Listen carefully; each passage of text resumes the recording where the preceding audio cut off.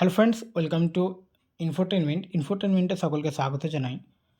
2026-এ যারা ANM GNM exam দেবে তাদের জন্য আর একটা গুরুত্বপূর্ণ ভিডিও।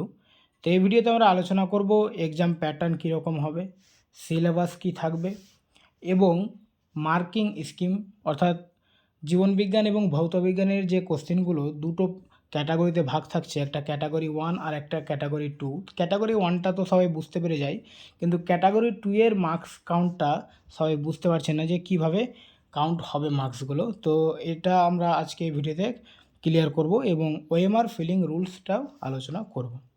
তো আমরা চলো শুরু করি। যে প্রথমে দেখব এক্সাম প্যাটার্নটা কীরকম হবে। তো এএনএম জেএনএম 2026 এক্সামে মোট 100টা প্রশ্ন থাকবে এবং টোটাল মার্কস থাকবে 115। 100টা প্রশ্নতে 115 মার্কস, ঠিক আছে। কিভাবে দেখো, তো এখানে টোটাল সাবজেক্ট কটা থাকছে প্রথমে দেখো, life science, physical science, basic English, mathematics, general knowledge আর লজিক্যাল রিজনিং। টোটাল সাবজেক্ট তাহলে থাকছে 1 2 3 4 5 6, 6টা সাবজেক্ট থাকবে। তো লাইফ সায়েন্স অর্থাৎ জীবনবিজ্ঞানের 40টা কোশ্চিন থাকবে, মার্কস থাকবে 50। আমি আস্তে আস্তে আলোচনা করছি কেমনভাবে 50 মার্কস হবে। তারপরে ভৌতবিজ্ঞানে 20টা কোশ্চিন, মার্কস থাকবে 25। বেসিক ইংলিশে 15 কোশ্চিন, 15 মার্কস। অঙ্কে 10টা কোশ্চিন, 10টা মার্কস। জেনারেল নলেজে 10টা কোশ্চিন, 10 মার্কস। আর লজিক্যাল রিজনিংয়ে 5টা কোশ্চিন থাকবে, 5 মার্কস থাকবে, ঠিক আছে। এখানে দুটো ক্যাটাগরি হচ্ছে, একটা ক্যাটাগরি 1 মার্কসের, আর ক্যাটাগরি 2 মার্কস, ঠিক আছে। আচ্ছা, এই ছকটা দেখলে তোমরা ভালোভাবে বুঝতে পারবে, যেটা অফিসিয়াল ওয়েবসাইটে যে ইনফরমেশন বুলেটিন দিয়েছে সেখানে এই ছকটা রয়েছে, ঠিক আছে। দেখো, লাইফ সায়েন্সের ক্যাটাগরি 1-এর 30টা কোশ্চিন থাকবে, 30টা কোশ্চিনের জন্য 30 মার্কস, ঠিক আছে। আর ক্যাটাগরি 2-এ 10টা কোশ্চিন থাকবে এবং ক্যাটাগরি 2 এর প্রত্যেকটা কোশ্চিনের মার্কস থাকবে 2 করে। তাহলে 10টা কোশ্চিনের 2 করে দিলে 20 হলো, তাহলে টোটাল হয়ে গেল 50 মার্কস। তাহলে কোশ্চিনের সংখ্যা হচ্ছে 30টা আর 10টা মানে 40টা কোশ্চিন, আর মার্কস থাকছে 50টা, ঠিক আছে। ফিজিক্যাল সায়েন্সে একই রকম, দেখো 15টা কোশ্চিন থাকবে 1 মার্কের, তাহলে এখানে 15 হলো। আর 5টা কোশ্চিন থাকবে ক্যাটাগরি 2-এ 2 মার্কের, তাহলে 5 2 10 করে, তাহলে টোটাল 25 মার্ক। তো কোশ্চিনের সংখ্যা কটা হলো, এখানে 15টা আর 5টা 20টা কোশ্চিনের সংখ্যা, কিন্তু মার্কস থাকবে 15 আর এখানে 10, তার মানে 25 মার্কস, ঠিক আছে।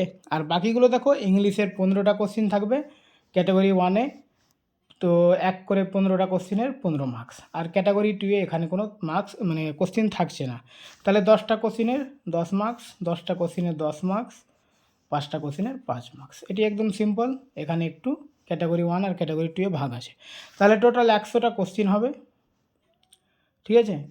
আর 115 মার্কস হবে, মানে ক্যাটাগরি 1-এ 85টা কোশ্চিন আর ক্যাটাগরি 2-এ 15টা কোশ্চিন। আশা করি বুঝতে পেরেছ। চলো, নেক্সট পার্ট হচ্ছে সিলেবাস।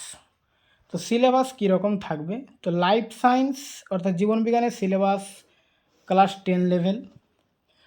তাহলে এখানে কিন্তু 10 লেভেল বলা থাকছে ওয়েবসাইটে, যেটা বলেছে ওরা ইনফরমেশন বুলেটিনে 10 লেভেল, কিন্তু কোশ্চিন অনেক সময় 11 12-এরও চলে আসে, তাহলে একটু গভীরভাবে পড়তে হবে, ঠিক আছে। তাহলে ভৌতবিজ্ঞানেও class 10 level, mathematics class 10 level, অঙ্কগুলো সহজ থাকে, এবং ইংলিশ, জিকে আর রিজনিং এটা ক্লাস 12 লেভেলের থাকবে, ঠিক আছে। আচ্ছা, মানে তোমাদের বেসিক কনসেপ্ট ক্লিয়ার থাকলে এক্সাম ক্র্যাক করা কিন্তু পসিবল হয়ে যাবে। আচ্ছা, এবার মার্কিং স্কিমটা দেখো, ভালোভাবে বুঝবে। তো আমরা দুটো ক্যাটাগরি দেখলাম কোশ্চেনে। ক্যাটাগরি 1-এ প্রত্যেকটা কোশ্চেনের মার্ক কত, 1 করে।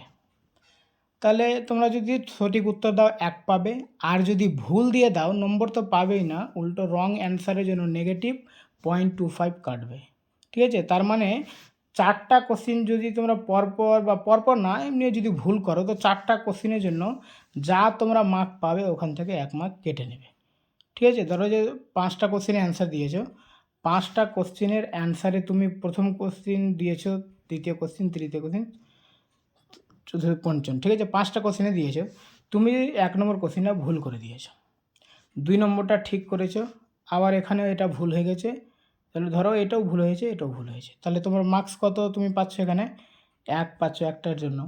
কিন্তু এই 4টা যে তুমি ভুল করেছো এর জন্য আবার 1 তোমার কেটে নেবে। তাহলে তুমি 1 পেয়েছো, আবার 1 এখান থেকে মাইনাস হয়ে যাবে। তার মানে তোমার যে মার্কসটা হবে তাহলে তুমি এখানে 0 পাচ্ছ। ঠিক আছে? এইভাবে নেগেটিভ মার্ক কাটা হবে। তারপরে ক্যাটাগরি 2 দেখো, মাল্টিপল কারেক্ট অ্যান্সার থাকবে, এগুলো এমসিকিউ।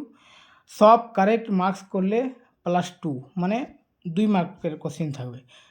এবার কোনো ভুল মার্কস করলে 0 মার্কস। ঠিক আছে?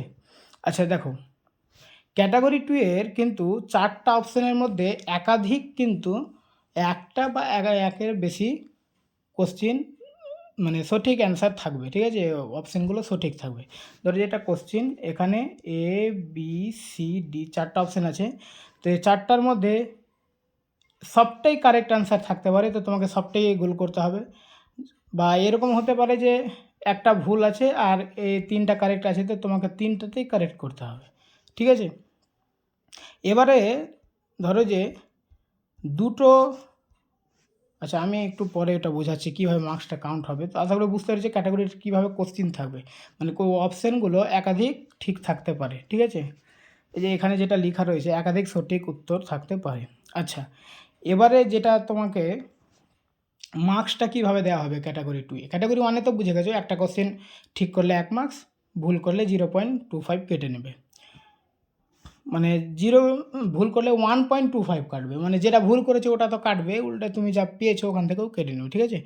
আচ্ছা এবার দেখো, ক্যাটাগরি 2 এ সব কারেক্ট অ্যান্সার না দাও, কিন্তু ভুল অপশানও যদি না দাও তাহলে তুমি আংশিক নম্বর পাবে। ধরো যে এরকম যে 4টা অপশানের মধ্যে সি আর বি ধরো ঠিক উত্তর হবে। ঠিক আছে? তুমি সি আর বি ঠিক করেছো, তাহলে তুমি 2 মার্কস পেয়ে গেলে। ঠিক আছে, কিন্তু তুমি ধরো যে কোশ্চেনটা পারলে না আর শুধু তুমি বি ঠিক করেছো, বাকি কোনো গোল করেনি, তাহলে তুমি আংশিক মার্ক পাবে। আংশিক মানে 2 পাবে না, এই দুটো ঠিকের জন্য তোমাকে 2টা মার্কস দেওয়া হচ্ছিল। আচ্ছা এখানে রুলসটা দেওয়া আছে, দেখো কীভাবে মার্কস পাবে। যে 2 গুণিত তুমি যতগুলো সঠিক মার্ক করেছো আর যতগুলো সঠিক উত্তর দেওয়া আছে। যেমন এখানে 2টো উত্তর ঠিক আছে, তো তাহলে এখানে 2, আর তুমি ঠিক করেছো ধরো 2টো, তাহলে এখানেও 2, তাহলে এটা কাটাকাটি করলে কত হবে? 2 1 2, তার মানে তুমি 2 পেয়ে যাচ্ছ, যেটা সহজ সরল হিসাবে। এবারে তুমি ধরো যে 2টো কোশ্চেনের অ্যান্সার এখানে ঠিক রয়েছে আর তুমি একটাই ঠিক করেছো, মানে বি এর উত্তরটাই শুধু দিয়েছো, তাহলে তুমি কত পাচ্ছ? 1, মানে 2 দিয়ে কাটলে তুমি 1 পাচ্ছ। ঠিক আছে? এবারে ভালোভাবে বুঝবে যে দুটো অপশান ঠিক রয়েছে, কিন্তু তুমি 2টো ঠিক করেছো, বি করেছো আর ডি গোল করে দিয়েছো, কিন্তু এটা তো ভুল রয়েছে, তাহলে তোমার মার্কস হয়ে যাবে 0। আশা করি বুঝতে পেরেছো। যে ধরো যে, চলো আমি একটু নিচে আরও এক্সপ্লেন করে দিচ্ছি, ভালোভাবে এখানে বুঝো। এক্সাম্পল 1, পোর্শনের সঠিক উত্তর ধরো দেওয়া আছে 3টা কারেক্ট, এ বি সি, আর তুমি মার্ক করেছো 2টা, এ আর বি, তুমি কোনো ভুল উত্তর দাওনি, তাহলে কি হয়েছে? তোমার 2টা কারেক্ট হয়েছে, তাহলে তুমি মার্কস কত পাবে? 2 গুণিত 3টা কারেক্ট আছে আর তুমি 2টা দিয়েছো, তার মানে 1.33 তুমি মার্কস পাচ্ছ। ঠিক আছে? ওকে, এবারে ধরি সঠিক উত্তর এ বি সি ডি রয়েছে, 4টেই কারেক্ট রয়েছে আর তুমি দিয়েছো 3টা, তাহলে তুমি মার্কস কত হবে? সূত্র অনুযায়ী 2 গুণিত 4টা কারেক্ট, 3টা দিয়েছো, তাহলে কত হচ্ছে তোমার মার্কস? 3/2 মানে 1.5 পাচ্ছ।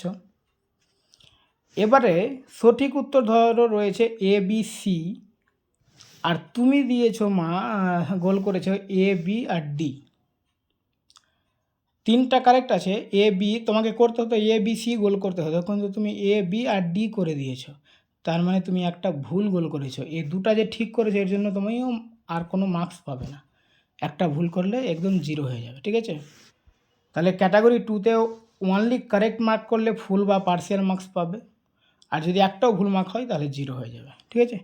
আচ্ছা, এক্সাম স্ট্র্যাটেজি মাস্ট ফলো। আচ্ছা, এখানে মার্কস ডিভিশনটা যদি কেউ না বুঝতে পারো আবার কমেন্টে বলবে, আমি আবার একটাও ভালোভাবে বুঝিয়ে দেবো। এক্সাম স্ট্র্যাটেজি দেখো, যদি 100% শিওর না হও, সেগুলো নিশ্চিত কারেক্ট, সেগুলো শুধু সেগুলো মার্ক করো, আর আন্দাজে এক্সট্রা পয়েন্ট বা এক্সট্রা অপশান মার্ক করো না। ঠিক আছে?